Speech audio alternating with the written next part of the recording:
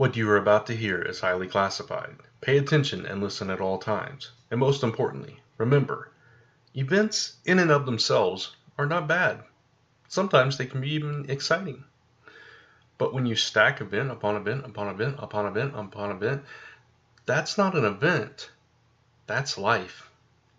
Ladies and gentlemen, you are now entering Zone 4.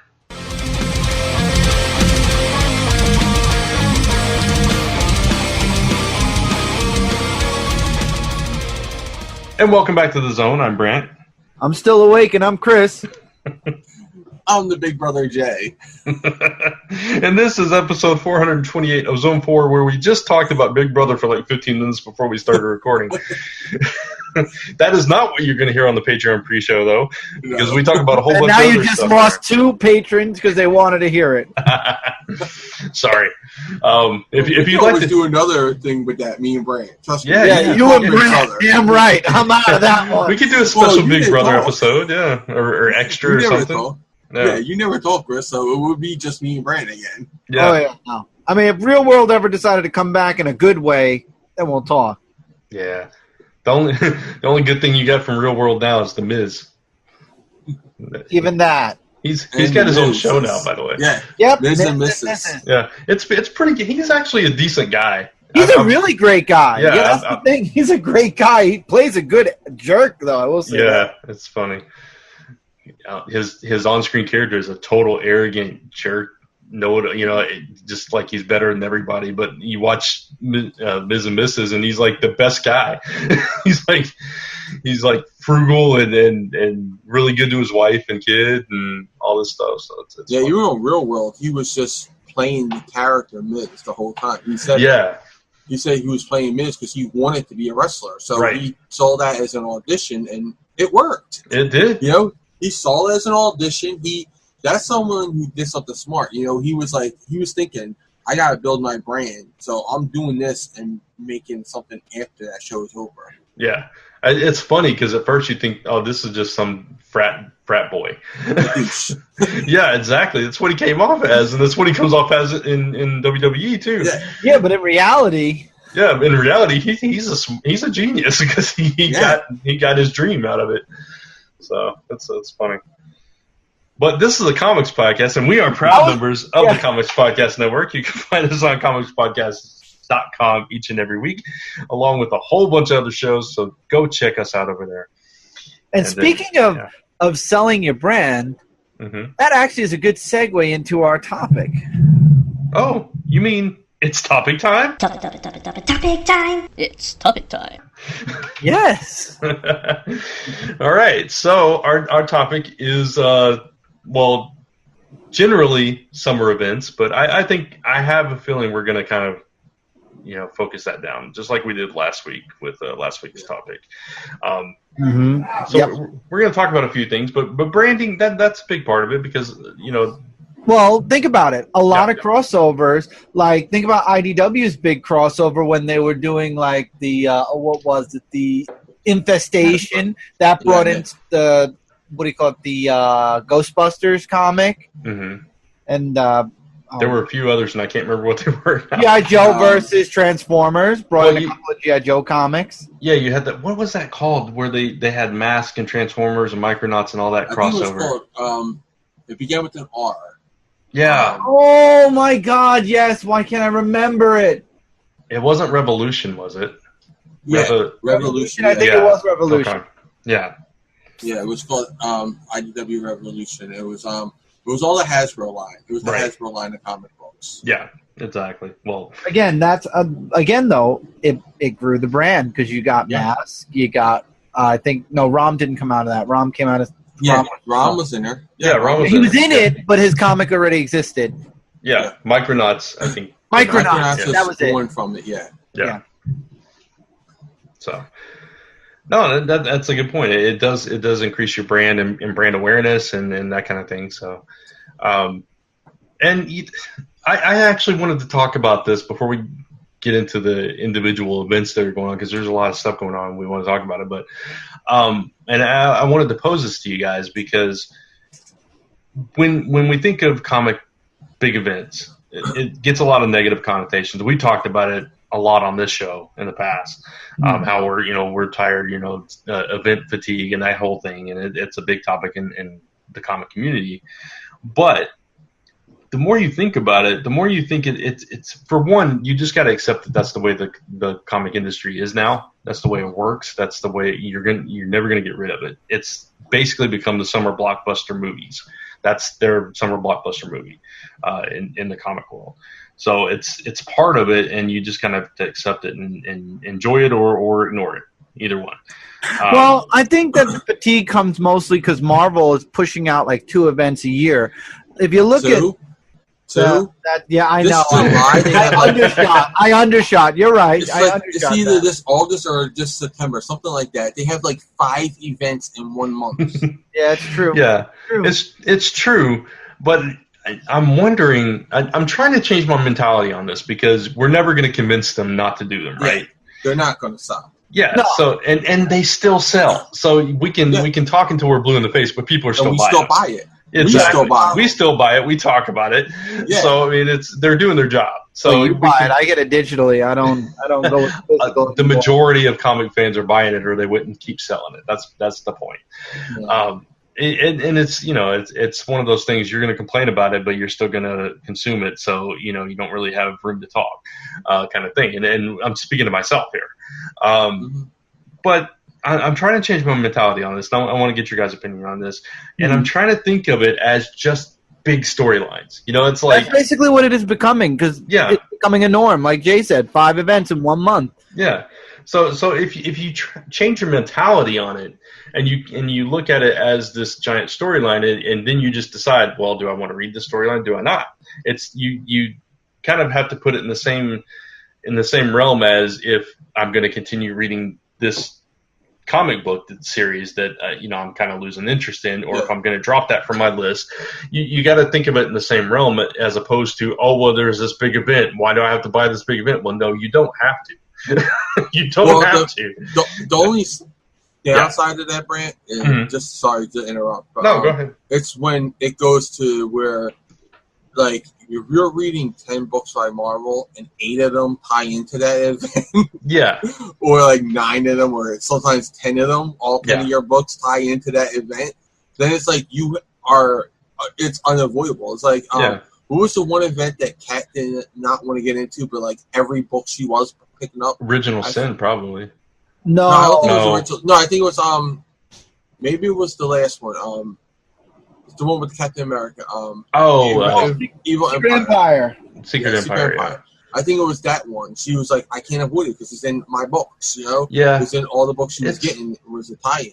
Yeah, I agree. That's a major problem with it, and they shouldn't do that. They shouldn't keep tying in like that. But honestly, it's okay from just playing devil's advocate from a business perspective. It's smart.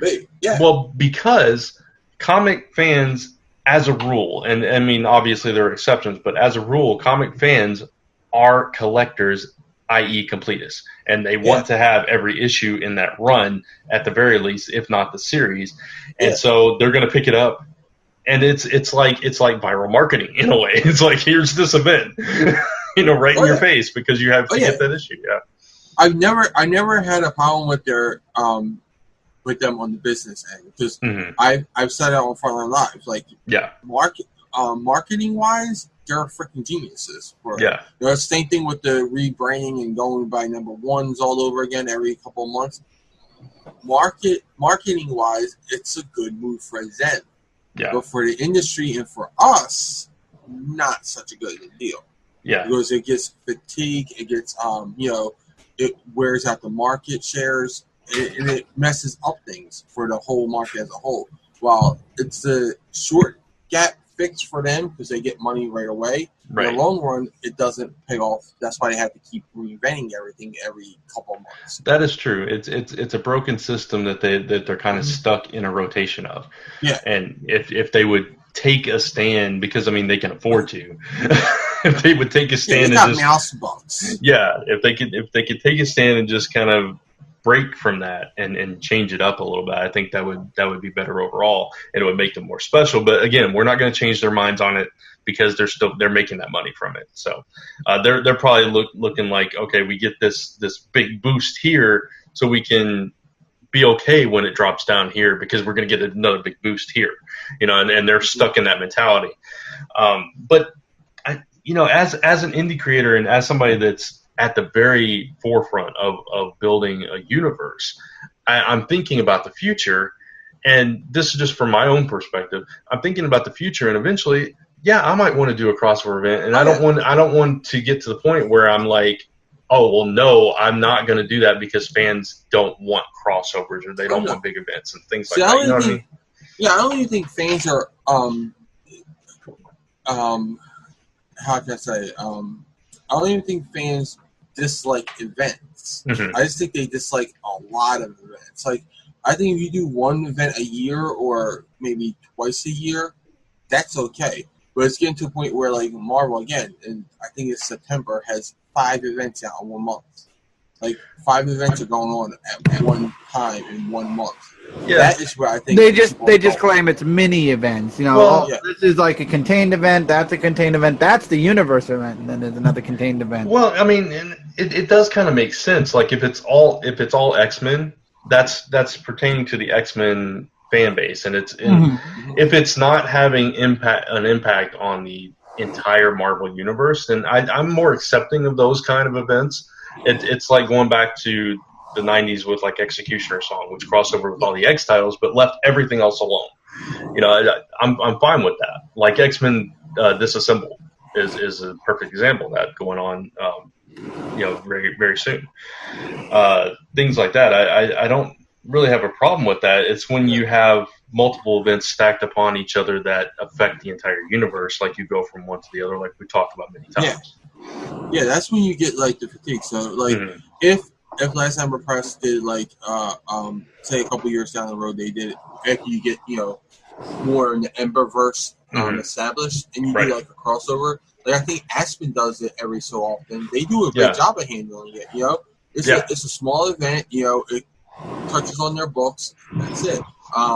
That's good. But I mean, when you have like you said, X amount of events in 1 month, like if Last Ember decided to cross over every other month with Fireside Tales, or Little Ember decided to make trips to Celestial Falcon's universe every other month, and there was an event. Yeah, no, I agree with you. I do agree with you on that, but I guess what I'm getting at, and we should probably talk about what these events actually are and see how they fall. But like if these events, like these 5 events that we keep bringing up, if one of them is an X-Men event, one of them is an Avengers event, one of them is this or that, and they're not all universe thing, then you can really consider them as just large story arcs that involve a few books. You know what I mean? So I think I think once they get like, for me anyway, once it crosses over to so many books and it brings in tie-in books, when you got a tie-in to the event, then I consider it an event. I don't care if it's that corner of the universe or the whole universe. I think once you get to that level, which all those events are, that's when I say, okay, that's beyond that's beyond an event. Yeah, that's I beyond it. That's beyond a storyline. But I agree with your sentimentality, like just seeing it as that. Like that's why honestly I can get through those events, just because I just see them as continuational stories and all that. But I do get tired of the practice of it. But I can accept it because I know they're not changing. And I'm still buying them, so I'm helping the problem along. So I admit that I'm a part of the problem.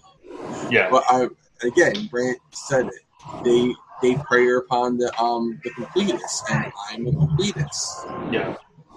Yeah, it's I think it would be better if they didn't interrupt all the books. But I mean, I think they've gotten better to where, like you said, they bring in all these tie-ins, but they create like separate miniseries and things like that, as opposed to wrapping that into like an ongoing series, which I think is a smarter way to do it, because you could just not buy that. It's like the Infinity Countdown, stuff like that, and all the Infinity War like little one-shots and things that we got.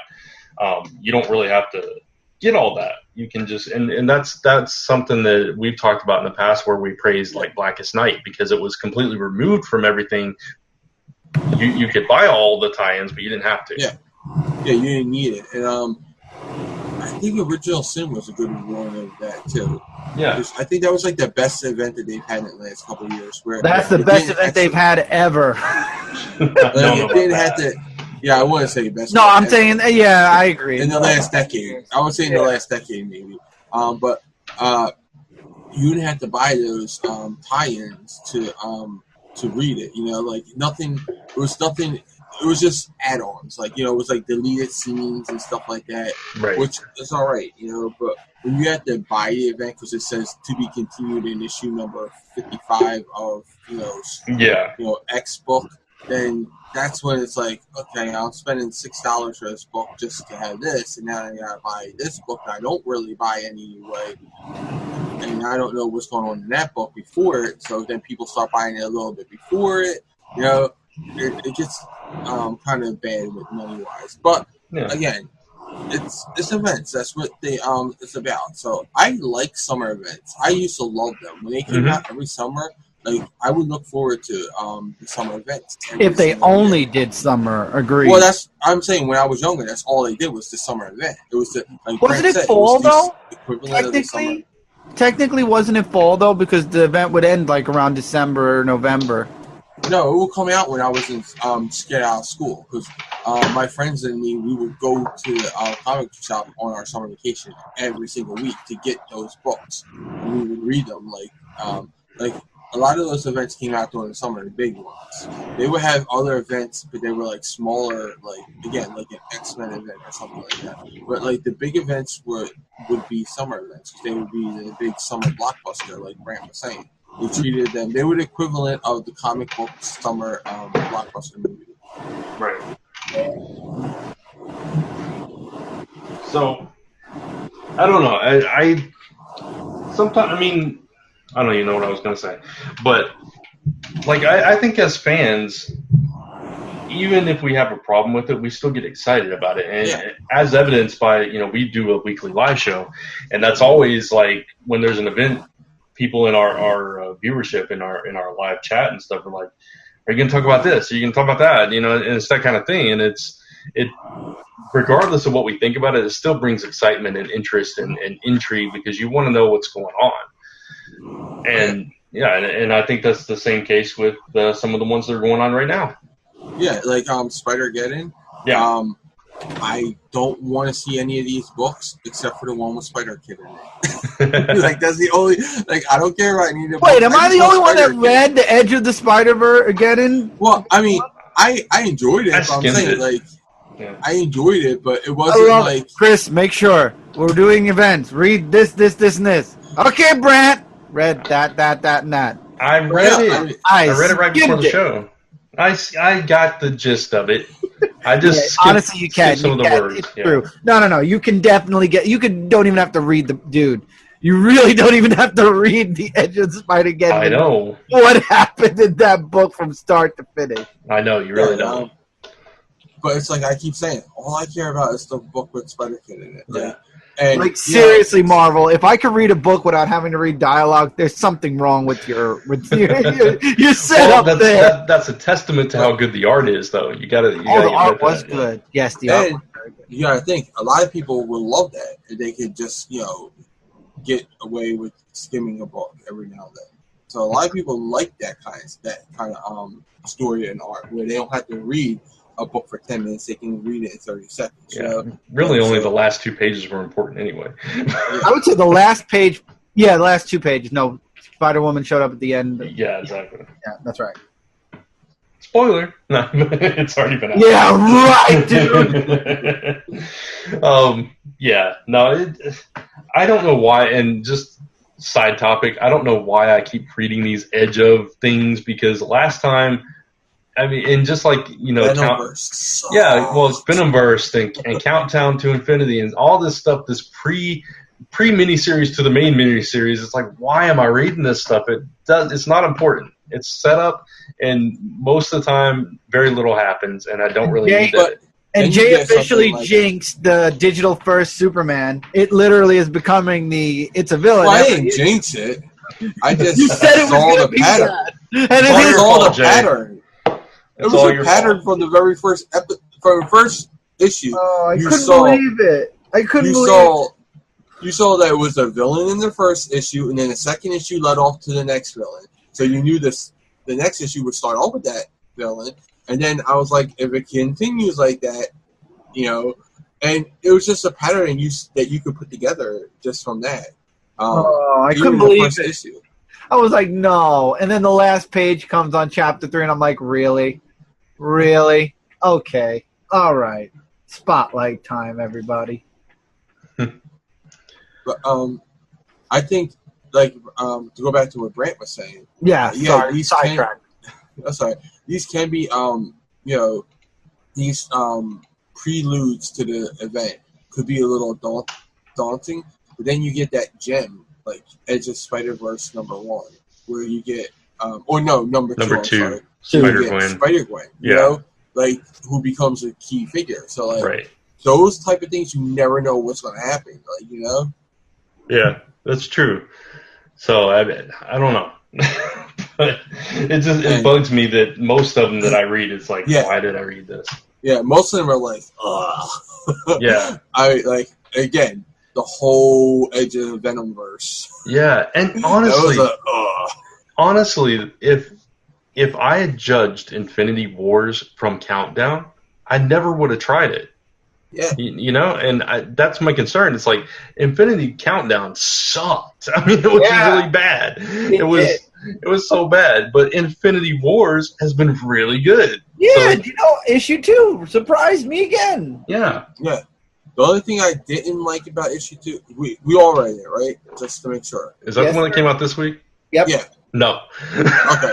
Then I won't say anything. Okay. Oh, I read it, though, and I know what surprised. I think I know what surprised you. I forgot to read that one. Sorry. If you want to know my thoughts that I was going to say on that, go check out Frontline Reviews. There you go. It's on there. I reviewed it there. So you can check that out, and you'll get why the part I didn't like about it. I do mention it in there. So We can talk about what happened in Extermination, though.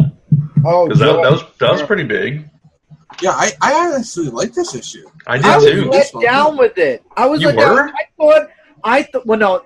Let me explain what I was let down on. Not the book.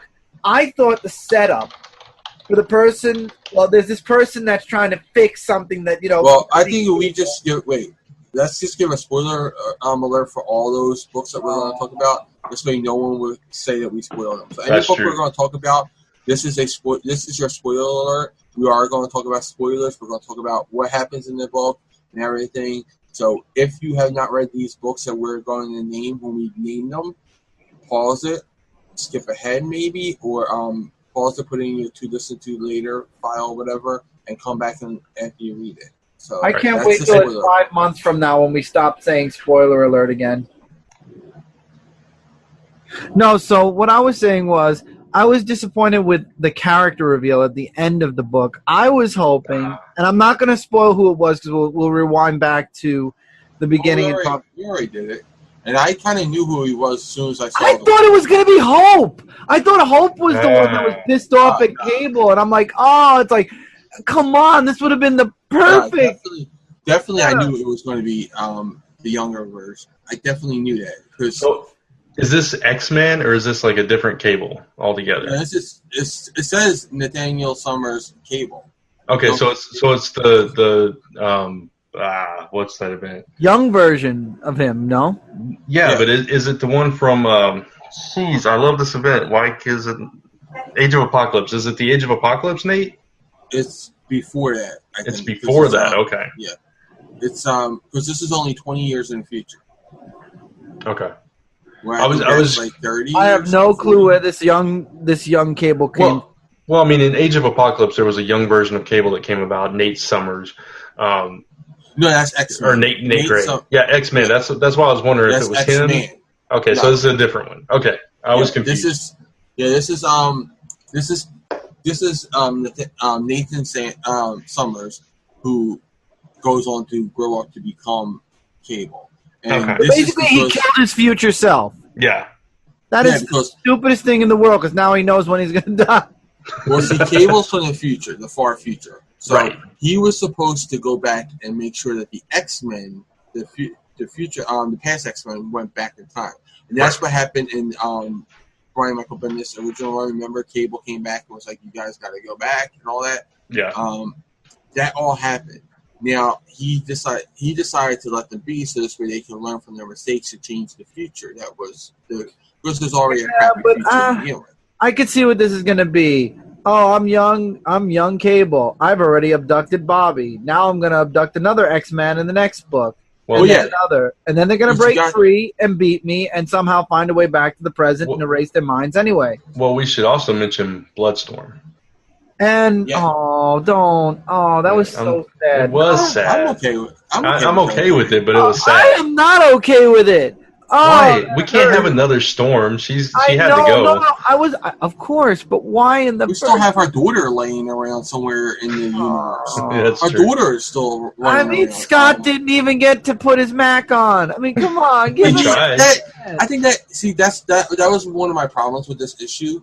Was that relationship kind of just came out just to have that. It came out and went out in 3 pages. Yeah, it was. It was just nowhere. to make it. It was just so Scott has that. She essentially was a woman in a refrigerator. Yeah, that is true. Because they only made her important to Scott to motivate Scott to go after the killer. That was the only reason why they made her important to him. And then they killed her so he would have that importance. So she was a woman in a refrigerator. So that's why I didn't like it. And now you just upset somebody because they don't like the term woman in refrigerator anymore. Well, that's the term when you do that in the comic book. That's just the way it is. And you're talking about an old movie, it's a woman on a railroad track. I have chicken cutlets in the refrigerator. I'd be sad if they were left there too long and went bad. That is... I don't even know what to say about that. Brain? This is your brain? This is your brain and it's Chris's brain? Any questions? Yes. They'll never be answered. Never. My mind is such an enigma, even Stephen King won't touch that. I don't think even you know what you're thinking.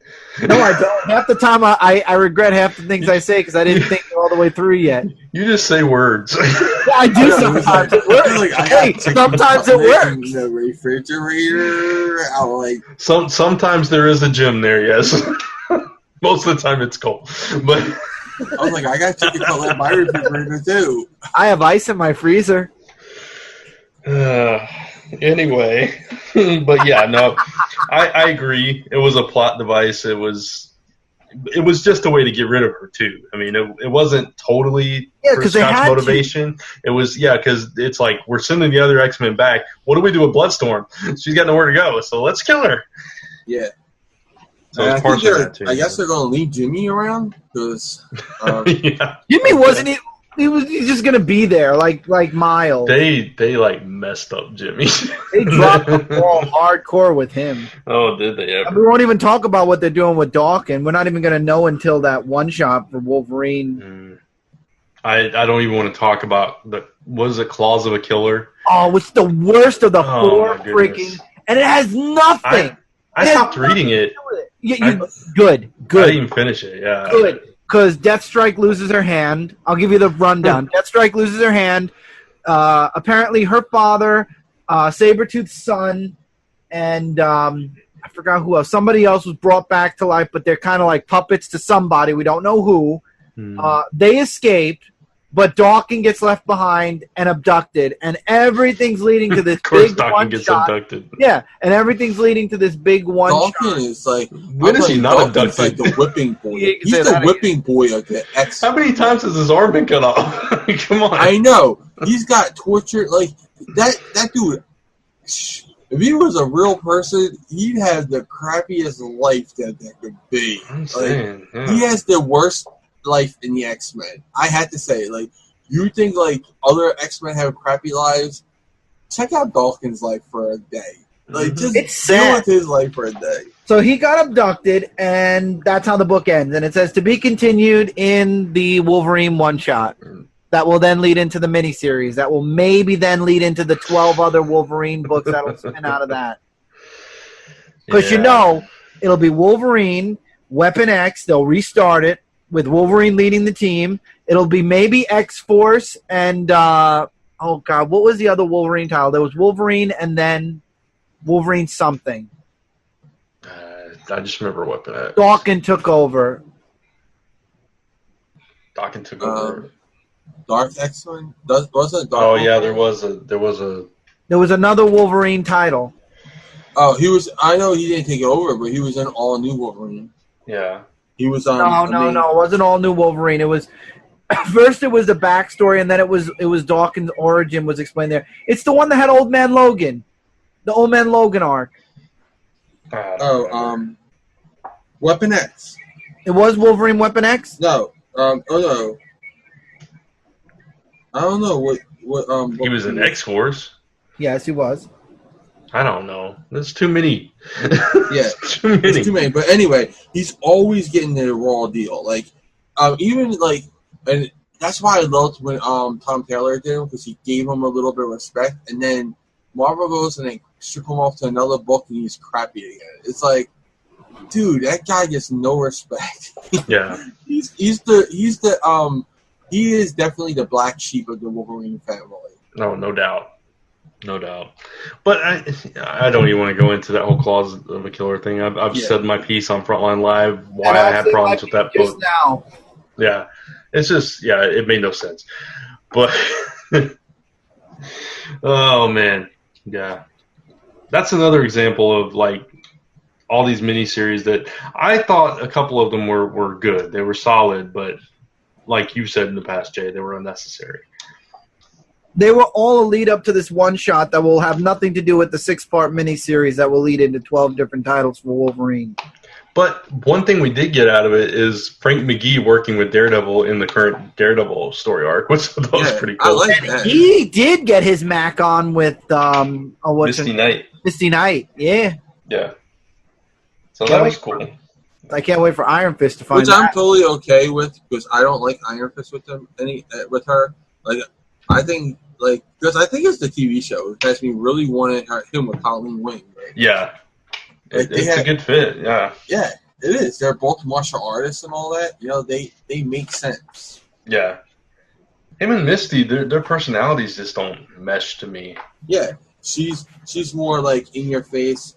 And the only one I would say that really has to be a problem with, that is going to have a problem with it is Sam. Because last time we saw them, her and Falcon were hooking up. So yeah, that's true.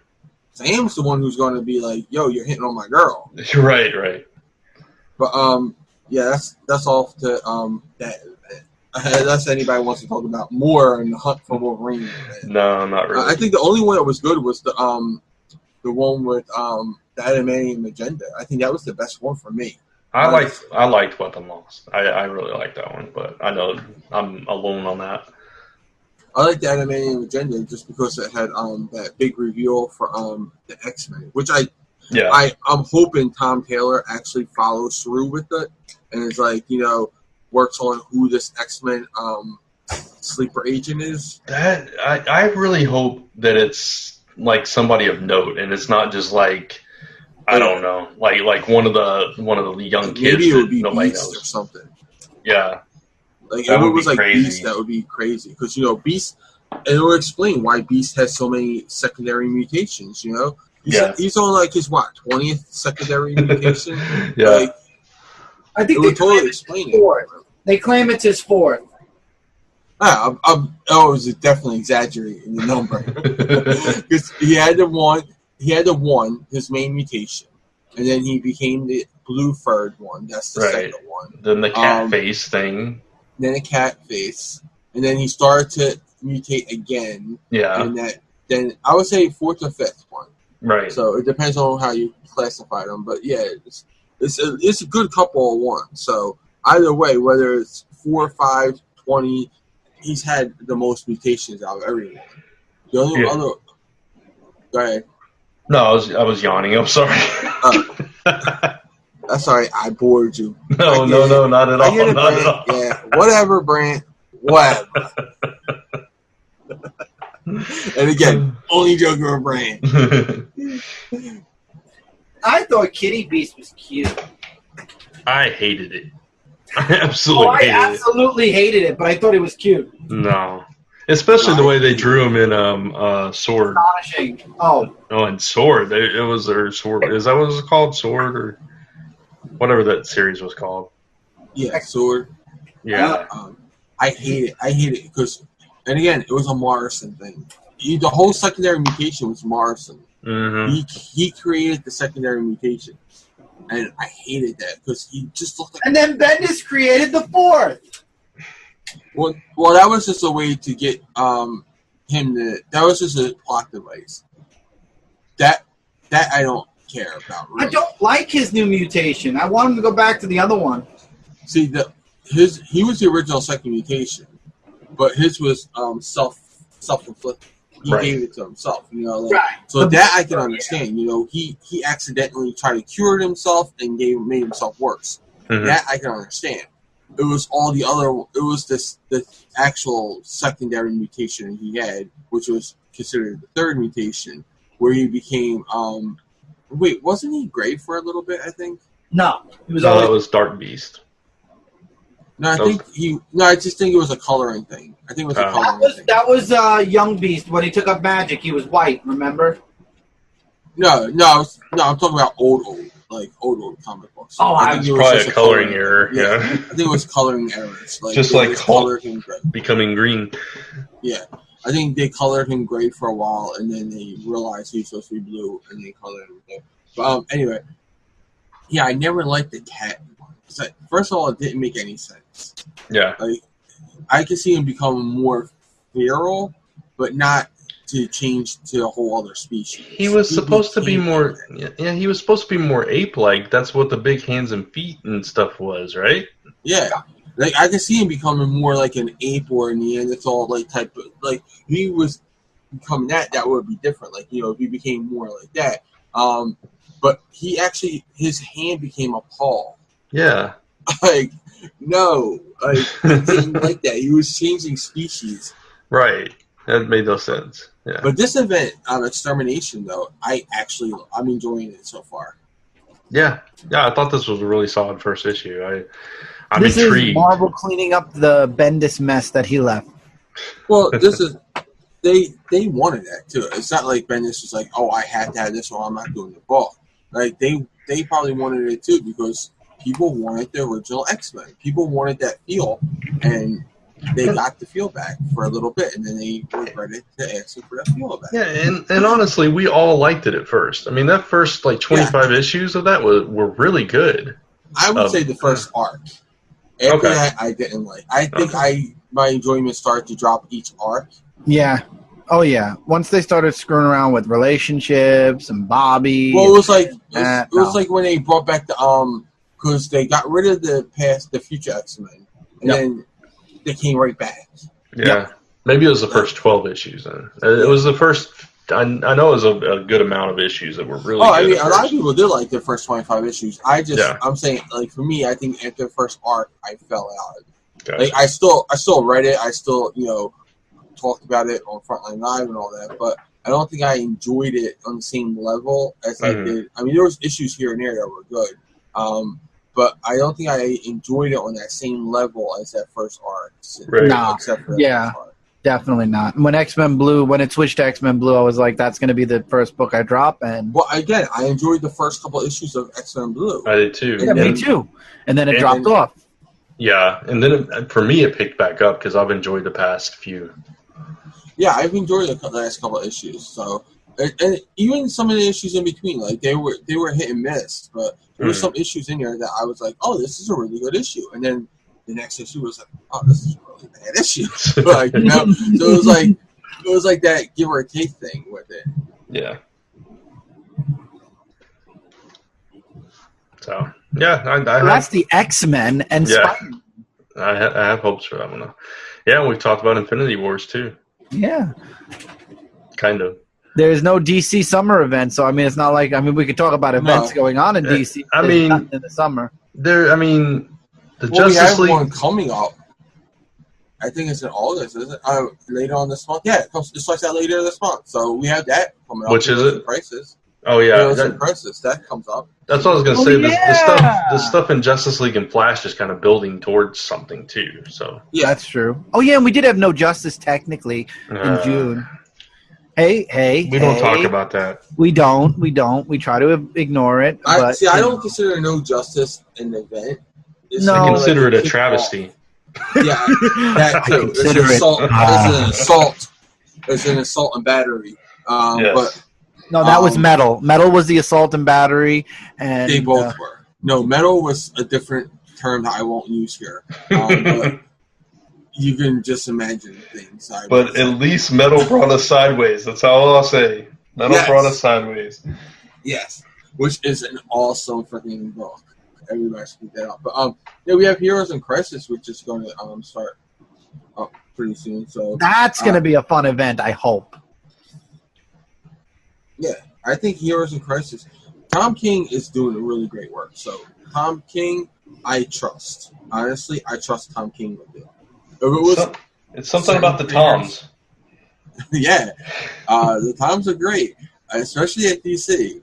And the one Tom can do both. He can do both both Toms could, because Tom King also did the Vision, right? Phenomenal Vision book. Yeah, he killed that book. I mean, when you can say that Vision was like a book of the year for you, right? You know, you did the creator did something great for that. Exactly.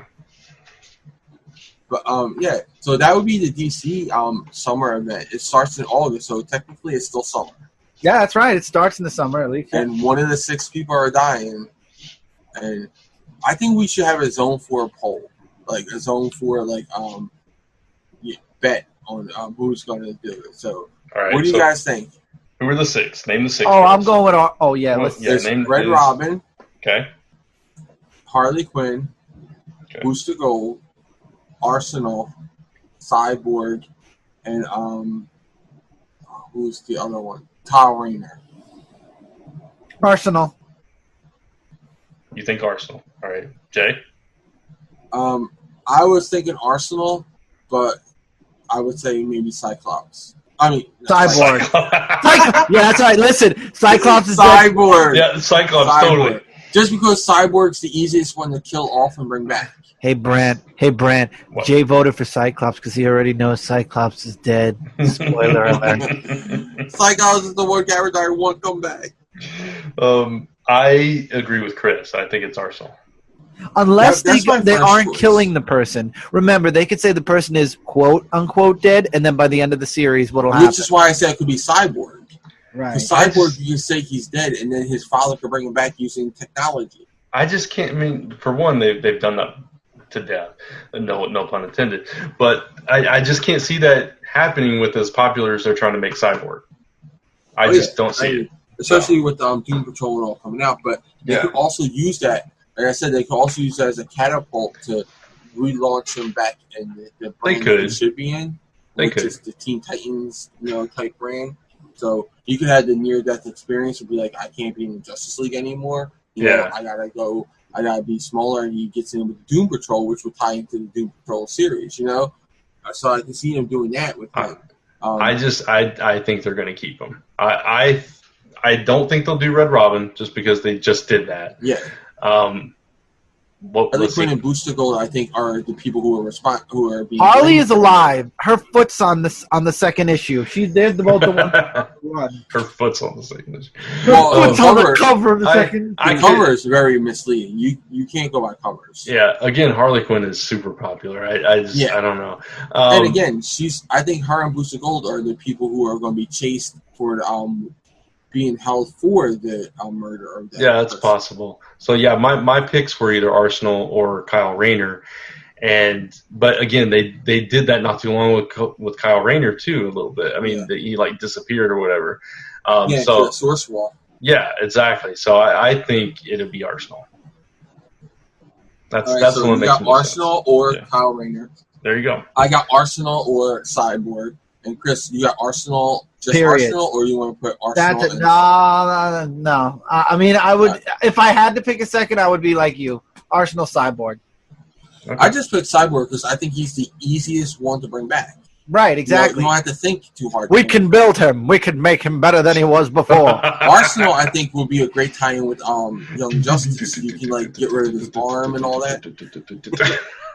Sorry. Brent went into a TV show. Well, you mentioned the TV show. That's so right. I did. You referenced it, so he brought it in. He pulled us full circle. Yeah. So there we go. We'll have it. I wrote them down, so I know what we said. We'll check back when that issue comes out. Cat wants Kyle dead, so you can just put Kyle down for Cat. We should put a poll up on Frontline as well. Yeah. Oh yeah. I'll put it in. There's a poll on Frontline, comicfrontline.com. The poll of the week actually is: who do you think is the person who's going to die? Oh, there you go. Yeah. So you go to comicfrontline.com right now. That is the poll. It's on the. Will that still be the poll on Friday? That's what I was going to say. No, but you know what? I will continue the poll for 2 weeks because it's on for it. I'll continue the poll. Awesome. Thank you. So I'll continue the poll for 2 weeks. ComicFrontline.com. Go check it out. Yes. It's right on the right-hand side. Just scroll down, and you'll see right on the right-hand side. Sweet. All right, so we have some other events going on, and okay, this isn't really an event, but it's kind of an event, and it is DC, He-Man, Injustice. I'm behind on that. Michael's reading that. He's been loving Well, it. it's only one issue. No, Yeah, two. well, the It's only second two one issues came out now. this week. Yeah. I'm saying there's only 2 issues, so you're only behind 1 issue. It's not like Right. you're behind.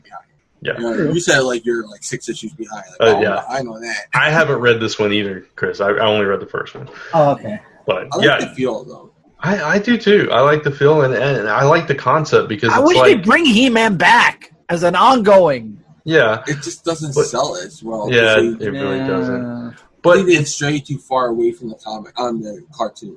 yeah, it's interesting because it's like you know anybody that knows Injustice knows Superman's the big bad, right? And so they go searching for somebody that can counter that, and they find He-Man, and it's like, oh my goodness, it's like perfect He-Man versus Superman. It's like Yes. fan casting, right? And fan whatever. let's go find Goku, and then the anime fans will be happy. There you go. But what I like about it is that Injustice is such a dark universe. You know, Mhm. it comes out of the death of a child, Yeah, and it's a darker universe. And then they lighten it up, which Masters of the Universe, because this continues the main Masters of the Universe stories that were going on in the ongoings and miniseries, wherever they were. This continues the story where there is, because like everybody knows that Prince Adam is He-Man now and all that, and that was a darker universe. But they went back to the cartoon type lightheartedness. So like even Orko is far more cartoon Orko than he was the comic book Orko. Like he's screwing up a lot, and you know I like those. I like what they're doing with the He-Man stuff in this, like the He-Man side of it, and I like what they did with the Injustice side, the Injustice side of it. So it's a good book for me. right. I agree. I like stuff like that. Mm-hmm. Nice mashups. And then over on IDW, we got Unicron. I read that today. There's so much dialogue to it, though, man. Yeah, I swear that's the biggest problem with Transformers. I only read like 1 issue. I was only like 1.5 issues behind, and it took me the longest to get through Unicron than it did any of the other event books I had to read. 1 issue is like 4 issues of the regular. Yeah, I've only read the first 2 issues, but I agree. Talking heads. That's what it is. I agree, but I felt like at least in those first 2 issues that they scaled it down a bit more. Wait till you read this week's. and the second issue, I liked that.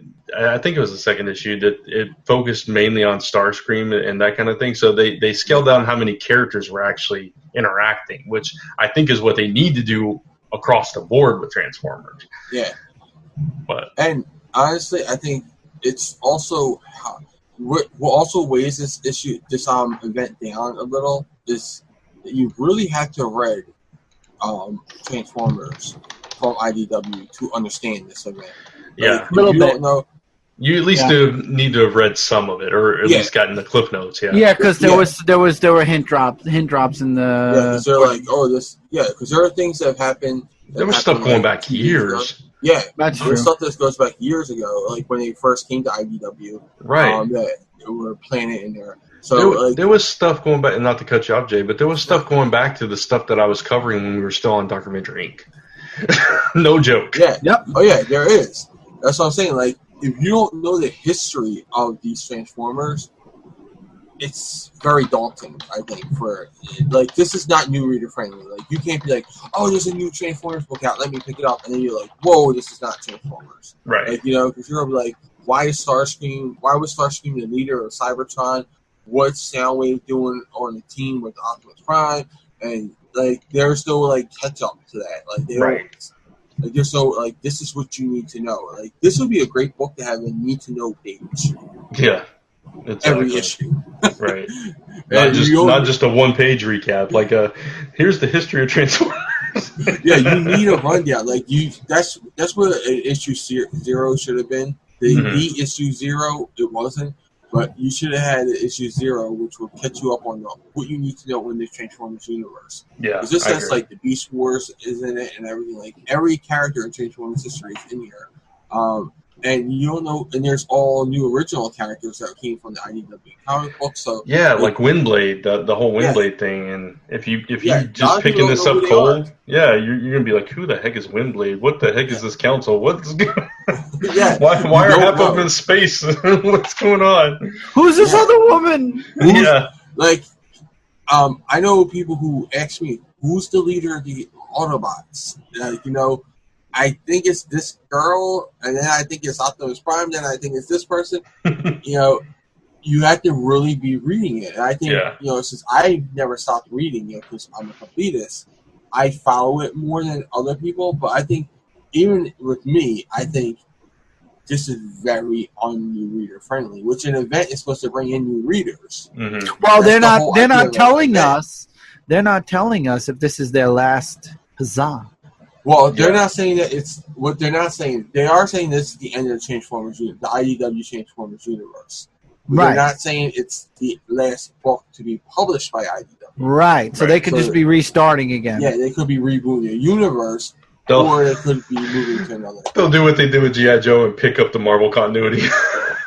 Oh, shut it! Just don't. So what was it, like Matrix, 70 some odd issues? You know the Matrix started in Marvel.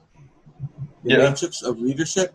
It was an idea in Marvel comic books. It was called the Matrix of Creation.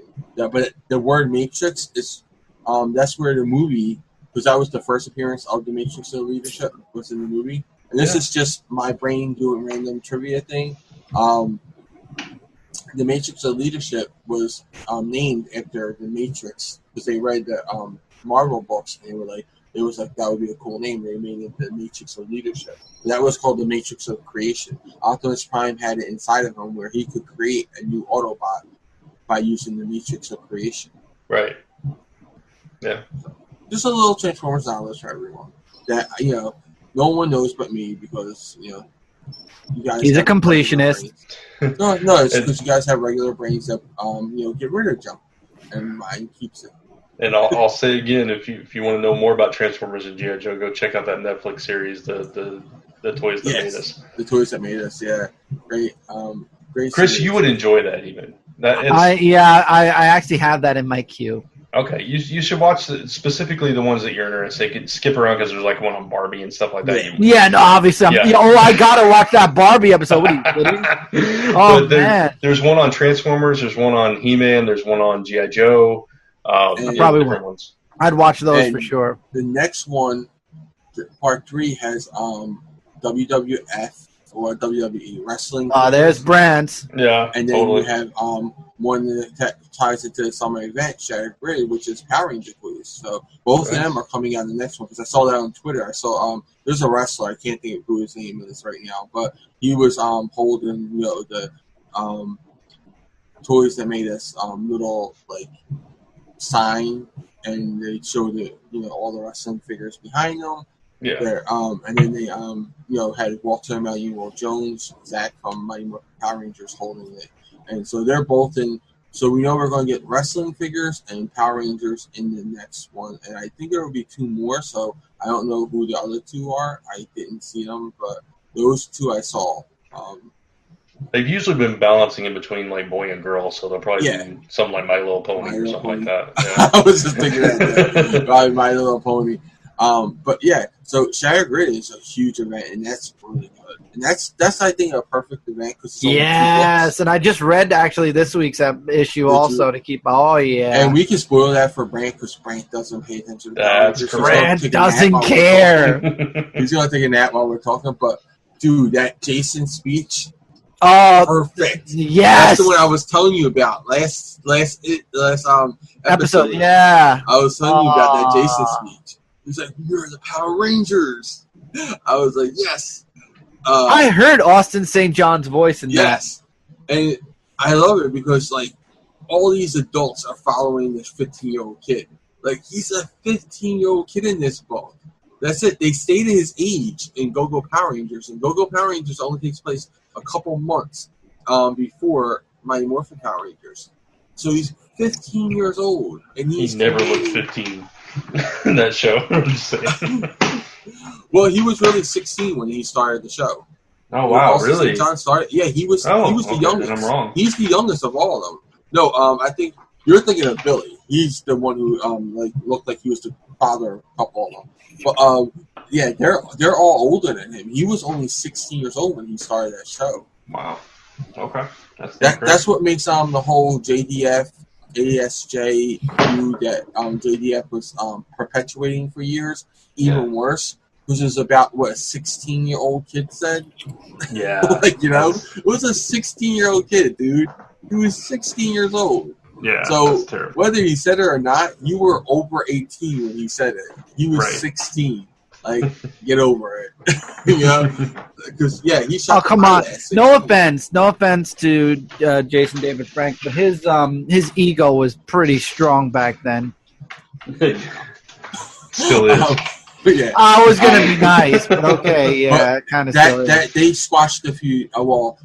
Also, St. John never fell into it. Jason David Frank squashed it because he had a kid who tried to kill him. Yeah, he had someone who tried to. $60 for his autograph at Morphicon right now, by the way. So, yeah, right. Yeah. They can keep dreaming of a white Christmas. I know. And they're also doing what's the name? Power Morphicon Express. He's a part of that. They're going to go to towns all around. So the first one's going to be in Texas, right? So really? You can go. Yeah. I'll get right on that. All over the country. They're going to all over the country. Power Morphicon this year. Him and 15 other Power Rangers are going to be touring the United States. So that's pretty. And that's Hasbro because Power Morphicon is probably Hasbro has to be filled in that bill because the fans are not paying for that. I would never pay $60 for a Jason David Frank signature. I'm sorry. I think I would, even though I already have one for free. Actually, I have 3 for free. So that's why you probably could meet him on the street and get one for free. Why would I want to pay 60 cents? That's me, but I'm not a fan. Yeah, exactly. Like, I think it depends on your fandom. I mean, he does have a huge fandom, so I mean, I'm sure that he could get a lot more than that for it. Like, I refuse to pay the $100 for his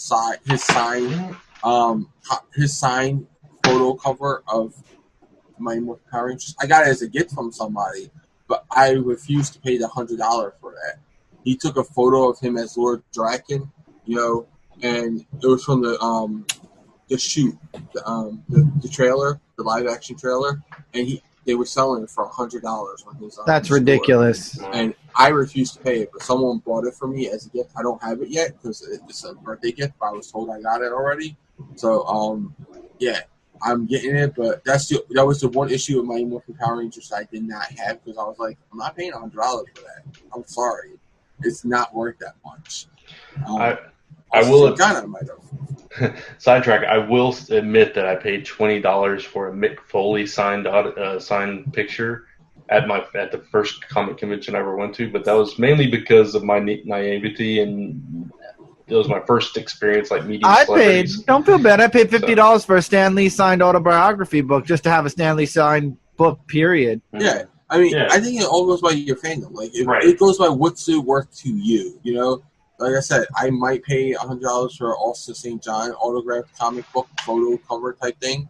I might do that because I like Austin St. John as he's my favorite Power Ranger, so I might do that. But onto the event itself, it's a good event, and Brent, I think if you read it, you would killed really like Finster 5. Dude, he did it like he just. He's like, I love you, and he's like, no, please don't. But he like had that tear coming down his face as he did it. Like there's that. Oh yeah, he was emotional, all right. He really. Well, it's the only time. It's the only person he's killed that he's actually had an emotional conflict with, because when he killed Tommy, no tears. When he killed Rita, no tears. When he killed Tommy again, no tears. Only time he's if he did kill Skull, no tears with that. The only time he actually cried was when he killed Finster. So, yeah, I loved it. I thought it was great. And this is Power Morphicon weekend, so there's a Shatter Grid panel tomorrow, Sunday. So if you're watching this on Friday, which everyone is, it's already happened. Back in the past, you can go check out comicfrontline.com and you'll have a recap of that panel, along with the other panels that happened on Saturday. Nice. But yeah, and then after this comes out Beyond the Grid. So like, I'm up for everything. Like Power Rangers is really hitting the stride this season, this year for me. What other events do we have? We talked Infinity Wars, right? We kind of glazed over it, but yeah. Well, because Brand didn't read it. I hadn't read the most recent issue. Yeah. So how about the Alien, Predator, Prometheus, Life and Death? Oh, that happened. That wasn't a summer event. I didn't know we were just talking summer events, but they did do 2 of them, and we are talking events, and it's definitely something huge that came out of Dark Horse for sure. I would definitely recommend it. I'll just say that. It's a lot to digest because it's 2 gigantic events. Yeah, I did read it. You read Fire and Stone. I know that. I don't know if you read Life and Death. I read Life and Death. Yeah, okay, you read both. It's big. Yeah. It's a huge story, but worth the read 100%. Yeah, see, I've just never been able to get into Alien and Predator. Either one. I've tried. I've watched. I turned Prometheus off in 15 minutes. I've tried the original Aliens. I mean, we watched it on Media Madness. And I was like bored to tears.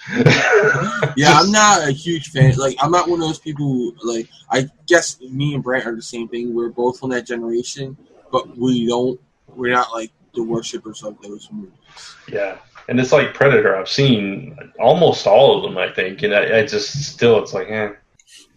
But yeah, no disrespect to you, Chris, because I know you're a fan of Aliens and Predator. It was never my thing. Oh, no disrespect taken. Prometheus kind of was not well received. Yeah. A lot of people rather have the next Alien, the remake between 2, erasing 3 and 4 from existence than have another Prometheus. I think that was also a problem with Alien. It's just that there's so many, like, which one belongs and where, like, I just think they convoluted their own universe. Yeah.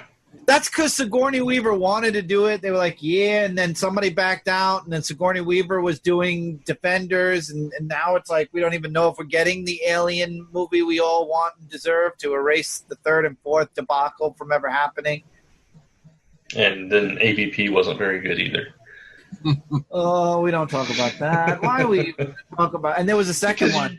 We're literally talking about Aliens versus Predator. And there was a second one, FYI. When I bought the DVD of it to be, I'm a completionist when it comes to Alien. We're not even gonna. The second one was so. I read reviews. I didn't even bother watching it. But then I was like, I have to look at it, and the reviews were completely right. Completely dark. All took place it's like an infinite night. There were some day scenes, but it's like, oh my god, this was. I'd rather have the other one. So it was like that Ang Lee Hulk movie, where all the battle scenes were so dark you couldn't see it. Yeah, you could say that. You could. It was stupid. If you didn't like Alien vs. Predator 1, you aren't gonna like Alien vs. Predator 2. Yeah. It does have the Alien Predator in it, though. Okay. All right, so I don't think there are any other events going on yet. Nah, Lots not that to I come. think that's worth talking about. There's Right. Bebop and Rocksteady on their road trip that nobody. That's a mini series. That's not an event. I don't. Right. It's an event for Bebop and Rocksteady. Oh boy, it was so garbage. Seamus. That's all I think about when I think Right, about Bebop right. Rocksteady now. Seamus. Yep. Anyway, Done. yeah. It's gonna-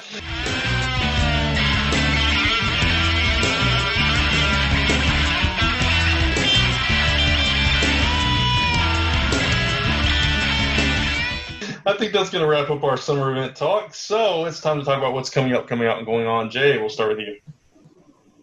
All right. Like I said, Power Morphin Con was last weekend, so go check out comicfrontline.com for all the coverage on that. Check out comicfrontline.com every day for other stuff that comes out. We post stuff all the time over there. Check out every Monday for top 5 panels, where we put our top 5 panels of comic books up there. The Frontline 5, I guess we would call it, because Michael's absent from those. Yeah. And then also we do Frontline reviews every Friday, which, there's the Frontline 5 are open to it, and we also have a couple other people like Jesse, Justin, and Lewis, who joins us for those. Those are Friday afternoon sometime, maybe evening, depending on how busy my work schedule is. But yeah, so those go up, and they're really fun. And check out. Oh, also, last Sunday I had on Sunday I had a Q&J, so go check that out. That would be up on Frontline's YouTube. Go check out Frontline YouTube for Meeting Madness and all, where I'm sure I humiliated Brant, Lisa. I mean, not Lisa. Ooh, but Lisa. Wow. Well, no, because when I say Brant, I automatically think of Lisa. So it's like Brant, Lisa, it was a train of thought. Brant, Kat, Jeremy, and Andy. Just when Lisa thought her name wouldn't be brought up in a Zone 4 episode, that was the S. Well, it's because when it's a thing, when you think of a couple, when you think of one person of a couple, you always think of the other person. That is true. It's a train of thought. That's where Except train for- of thought actually is, Chris. When it connects Yeah. I don't connect anything to nothing. I connect everything to life. Yeah, I'll keep what I was going to say to myself. No, Brett, go ahead. What were you going to say? Nothing. And, Never mind. I'll tell you after. Gonna bury yourself a little deeper there? Probably. And follow me on Twitter at Comic Book Theater minus the R. And that's it. All right, Chris. Last Summer Press newsletter. By now, the intro's up, so the announcement is out. So I hope everybody is looking forward to 529studio.com. That will be coming in the beginning of September, where we will talk about that more in depth as time moves forward and the actual page on Last Summer Press drops. Follow me on social media for stuff going on Dark Avengers C86. Dark Avenger C86 across the board, except on Twitch. It's Dark Avenger Gaming. So Instagram, Twitter, like I said, Twitch at Dark Avenger Gaming. I am working on something for Comic Frontline. We'll see if that starts up soonish. I'm trying to get a lot more into writing. Oh, yes, and hopefully I'll be joining the Frontline reviews soon again as well. Yes. Yay. So lots of stuff for the YouTube. For 529 Ucast might actually be coming out soon, the 529 website, and a possible surprise for comicfrontline.com. Awesome. And Very also, cool. if you are a patron, you could know a few other things that are in the works from my channel. If you go check out the pre-show, you only have to give $1 or $2 and find out. That's right. Yeah. Patreon.com/Zone4Podcast, at least for now. And Celestial Falcon is still in the works. Yes, Celestial Falcon. Every time Brant goes to talk, Chris is like, hey, I'm sorry! And Celestial Falcon, yes, that's a thing. Anyway, for me. Wow! Yeah, that's a thing. You know what? He did. Dismissive. Co-writer and everything dismisses his own book. I see how it is. I'm joking. I was going to say we're going to have another writing session on Sunday because that's when we get together usually. Yep. That's all I was going to say. But, yeah, you can learn more about Celestial Falcon through the newsletter. There's actually a special sign-up for special emails from Chris So you'll get to hear him talking all about the 529 universe. So go check that out. For me, you can follow my channel at Brant Fowler, do Monday Musings every Monday. And I've started on my Twitter. I kind of did this silently. I didn't make a big deal out of it. But I used to do the Daily Muse on my YouTube channel. I've changed it to where I'm doing just like a daily tweet. And I hashtag the Daily Muse on it's at Brant Fowler, so you can check it out. Just random thoughts, whatever hits me. Sometimes it's thoughtful, introspective. Sometimes it's just random stuff, funny stuff, whatever is on my mind at the time. So could it be called the Daily Twos? The Daily what? Twos. Like a tweet and news put together. So TWUSE, Twos. Yeah, sure. I'll do that. No, I won't.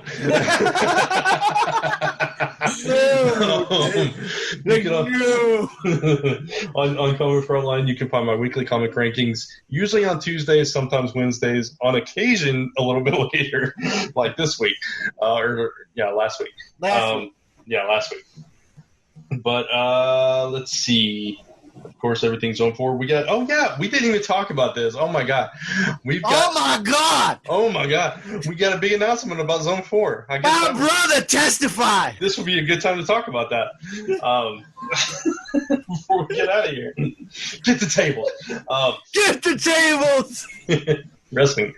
No. Starting with episode 430 of Zone 4, Zone 4 will become a live show. We're transitioning to a live show on Comic Frontline's YouTube channel. That's youtube.com//Comic Frontline. So every Friday night at what time did we say? 10 p.m. 10:30. 10:30 Eastern time. Yeah, we will be live on Comic Frontline's YouTube channel with Zone 4, and then the following Friday, that episode's audio version will go up.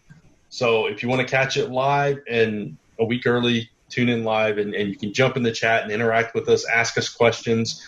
Can't promise we'll answer everything, but we'll try to interact with you guys as much as possible. And then, if you want to wait for the audio version, that's cool. We're toying with putting it up on the audio version up on Patreon early if you want to get it that way as well. So really excited about that. That episode will drop, the first live episode will drop on September 7th. So come join us then. And everything's zone4podcast.com, lastsemberpress.com. Check out the newsletter. If you missed it, Little Ember was funded successfully, third successful Kickstarter that we've funded. So very excited about that. And all that should be coming out very soon to backers and should be up in our online store as well. So that's it for me. And that's it for the show. And I believe it is my turn to take us out. So, we'd like to thank the official bands of Zone 4, the Raywall Band, and Society's Plague that you hear on the show each and every episode. We are also proud members of the Comics Podcast Network. You can find us on comicspodcasts.com, Comic Frontline, of course, Stitcher, iTunes, and of course, Zone4Podcast.com. If you have any comments, questions, or suggestions for us, send those to Zone4Podcast@gmail.com. And as always, thanks for listening. You are now leaving the fantastic Zone 4. The soon-to-be live Zone 4. That's right. Join us. It's going to be fun. It's going to get real. Get the tables! Wrestling. This is only a test for the X-Men. This has been a Gonzo Goose production. Honk!